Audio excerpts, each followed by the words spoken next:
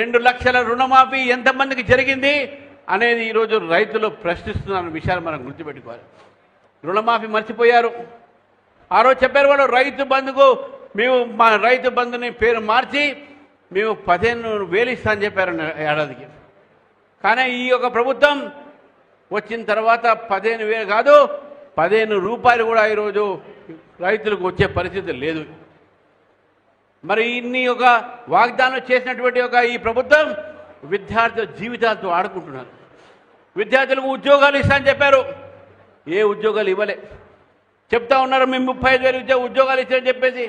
Group 1 group 2 ఏదైనా సరే కోర్టులో మీరు చేసేటువంటి పనులకు కోర్టులో అటకాయించి ఉన్నాయి. మీరు ఎగ్జామ్స్ నిర్వహించలేకపోతా ఉన్నారు. యువతకు మీరు జాబ్ క్యాలెండర్స్ మీరు ప్రకటిస్తున్నారు. నిరుద్యోగ యువతకు నిరుద్యోగ భత్తా ఇస్తా అని చెప్పారు.